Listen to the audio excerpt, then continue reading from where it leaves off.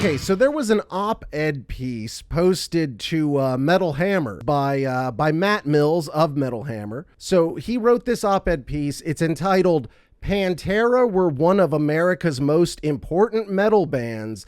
Now they're little more than Phil Anselmo trying to whitewash his own legacy."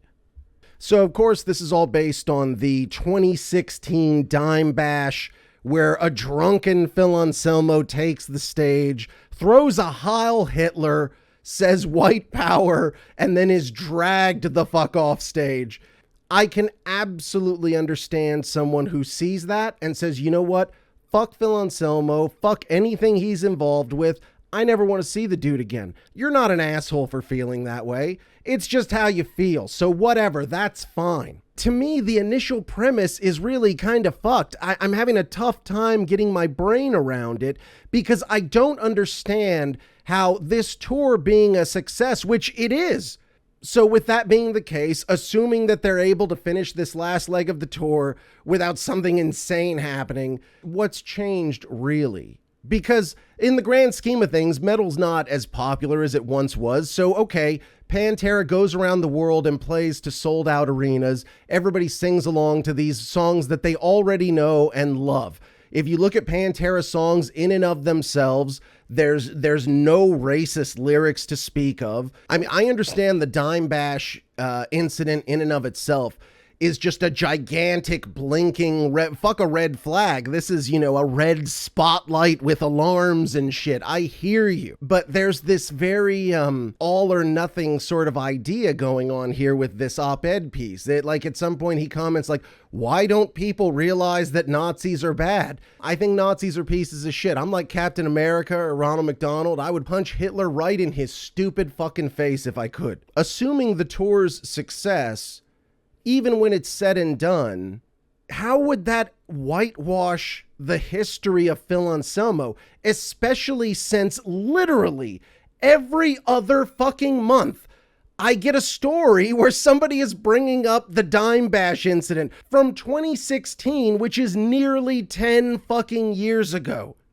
We're approaching the 10-year anniversary, and I can't stop hearing about the Dimebash every fucking second or third month. From the very beginning, when this tour was announced, there was a really clear attempt to shit on this tour.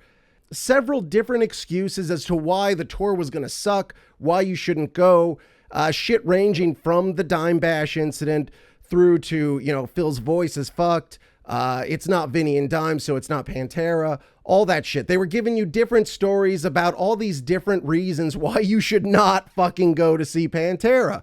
But everybody wanted to go any fucking ways.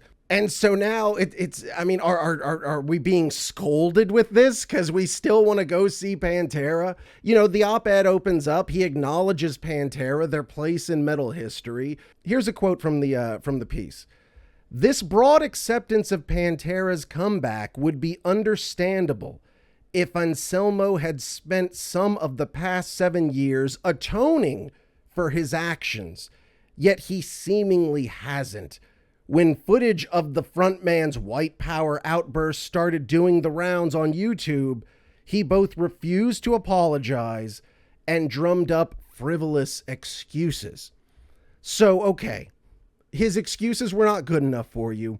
Here's the thing about excuses. Sometimes we do dumb shit, and the excuse that is the truth.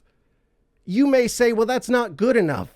But just because it's not good enough for you doesn't mean that it's not what happened. In my lifetime, I've seen racism. And the thing about racists is really it's one of two things. Either they're really loud and proud about it. They're out front. They're like the dickheads with the tiki torches. They're out there, Or they're normal, quote unquote, normal in public. And then when you get them alone, they're like, oh, motherfucker. And then the epithets just fly. Phil is a guy who's spent most of his life touring. I mean, Dave Grohl has talked about it and shit like that Pantera were like the most public ass band in the backstage area. They were the ones going from trailer to trailer, getting people fucked up and shit like that. You would think with all of that, If Phil Anselmo was a guy who walked around being just like a fucking openly out in front racist, you'd think somebody would say something. And nobody has. If anything, people have come out to defend Phil Anselmo. So, okay, maybe he's not one of these out front racists. Maybe he's one of these guys who talk shit in his private life. Based on what you all know about how things are in our society these days, if it comes out where somebody says, oh, this famous guy is a racist, it's never more than like a few days before people start coming out of the woodwork to say, oh, I heard this person say this. Oh, or I saw this person do that. So in the op-ed piece, they refer to Rob Flynn, lead vocalist of Machine Head, who claims that he was there and claims that none of that happened, that it was not a running joke. There was no white wine power. There was none of that shit. Then how come Doug Pinnick, lead singer of King's X, how come he backs up the story? Funny enough, just before the gig started, Doug Pinnick from King's X, a gay black man, came to say hello to me. I kissed him on the lips because A, I'm comfortable as hell with my sexuality, and I don't care what people think about me sexually. He said, man, you taste good. And it was a white wine. I said, it must be that white power. Ho, ho, ho. Yeah, so that was a joke. LOL. And Doug Pinnick backs this up. He shouldn't have done it. I can't stick up for what he said. I think he was trying to be funny and controversial, but he doesn't have a racist bone in his body. I know people say, how can you do something like that as a joke? But you gotta know Phil and his sarcasm. It's not bullshit. So we know at very least the stupid white wine power shit was a real thing. If you tell me on one hand, thirsty ass Rob Flynn says something, and on the other hand, Doug Pinnick, who has no fucking reason to lie, I mean, who do you believe? I believe Doug Pinnick. He didn't just happen to be backstage. Well, hey, I didn't hear anything.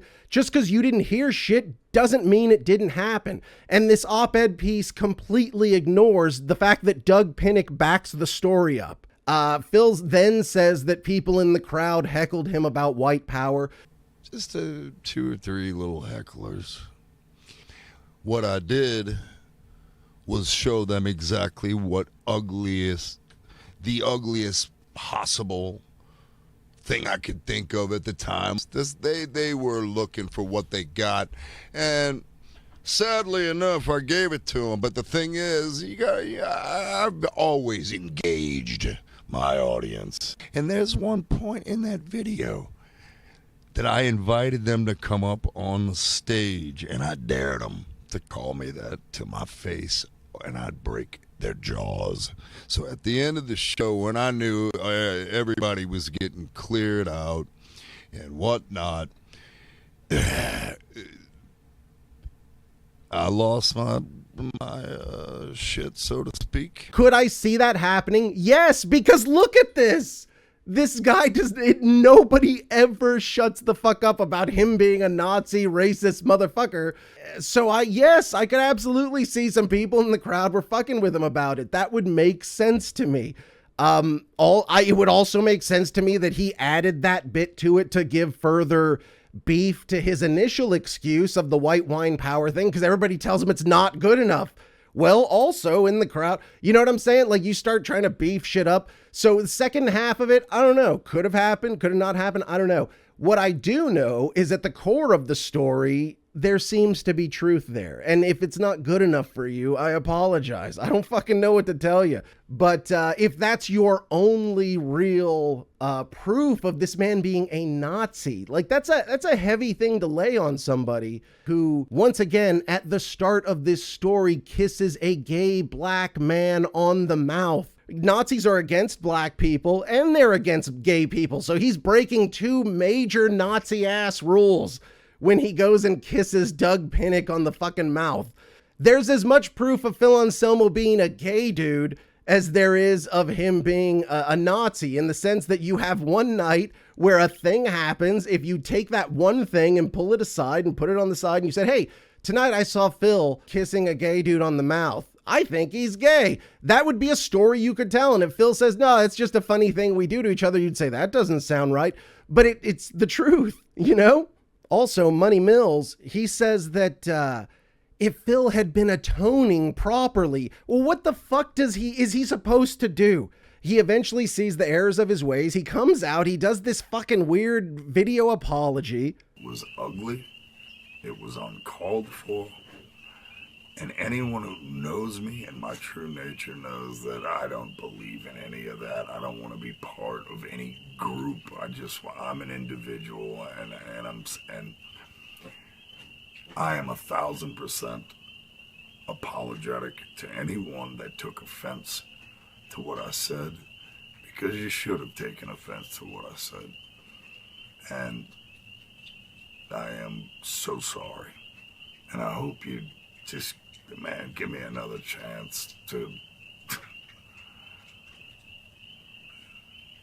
just give me another chance. I love all of you. And so he's there, he's crying, he's apologizing, he's acknowledging what he did wrong and getting into why it was wrong. What the fuck else? I mean, do we need a public flogging? Does somebody need to like just stick their thumb up his ass on fucking closed circuit television? Hey, what would be the right amount of atonement? It's just like, it's weird. Like, we have to please everyone. There has to be enough public humiliation, enough apologies for you to feel okay about listening to Pantera again. The guy came out, he apologized. If it's not good enough for you, then that's on you, dude. If everybody else says, hey, listen, shit happens, I don't know, we forgive you. You don't think that's cool. I'm sorry. I don't know what to tell you. But to shake your finger at the world, like, why aren't you all as enraged as I am? It's just, it's ridiculous. And I think that's why, even though I got this story sent to me by several people, I haven't heard it really catching on, because how is this possibly a whitewashing if no one will let it go? It would be one thing if nobody had mentioned it in years, and then Phil comes, he has this big triumphant return, people would forget about the previous shit. I understand that. But here we are in Metal Hammer, which is still one of the most popular heavy metal publications, where you've brought it all up, you've made a complete case, you have your opinion about what Phil Anselmo has said and done throughout his career. I have mine. I believe the stupid fucking story. Rob Flynn, who admits he has an axe to grind with Phil Anselmo, is literally the only dude who has said shit. Why is that? This whole I'm a racist thing is, it's infuriating because it's false.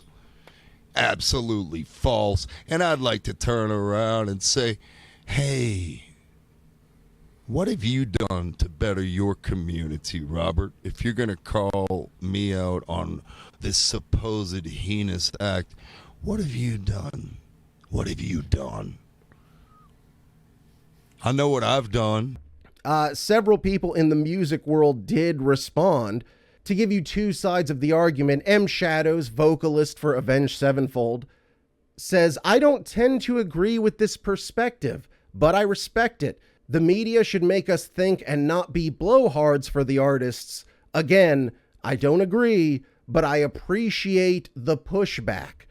Kadeem France of Loathe, which is a cool band, says, yeah, fuck this band. If you're somebody who's sensitive to racism, triggered by images of racism, and you see a guy throwing a Heil Hitler saying white power, he's got a fucking shaved head. I get it.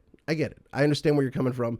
If you don't ever believe it, we're just going to have to agree to disagree. I'm really surprised this even gives Phil so much credit for being like some like diabolical, evil fucking genius, that he would be figuring out this plan to whitewash his legacy. I really doubt Phil is that thought out. To me, it's as simple as this.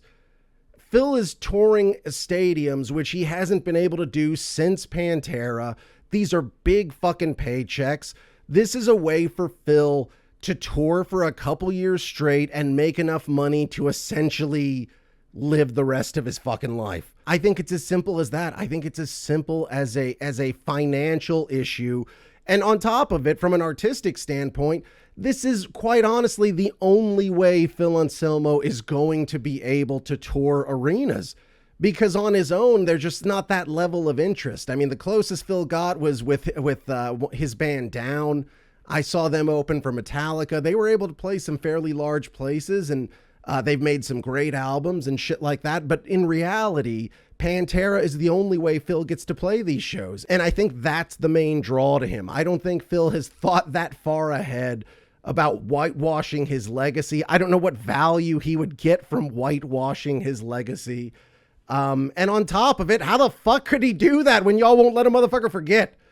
So it's just ridiculous. So I'll see you guys in another few months when another motherfucker throws a tantrum and needs to tell us how fucking vile we are for not hating Phil Anselmo and running him out in the streets. Maybe we could do one of those things where we put him in the stocks and everybody just lines up and walks up and slaps him on the ass hard. And if people want to just piss and shit on him in the streets like Mussolini, we do shit like that. Or maybe like we do like some Gaddafi action where we drag him through the streets and people just shove things in his ass till he's dead. Would that be enough atonement? No, in fact, we keep him alive. Death would be too good for that motherfucker. We keep him alive Saw style. And then when he's all fucked up, then we make him go out there and sing 5 Minutes Alone and all the other fucking Pantera hits we know and love. Would we be allowed to listen to Pantera if something like that happened? Would we get the blessing from Money Mike Mills and all the fucking people clutching their pearls about the fact that we're all just having a good fucking time watching Pantera? I think the premise is fairly ridiculous. I don't buy it, clearly, but to each their own. Everybody can have their opinion. This is the United States after all, so good luck, Money Mills. We'll talk later.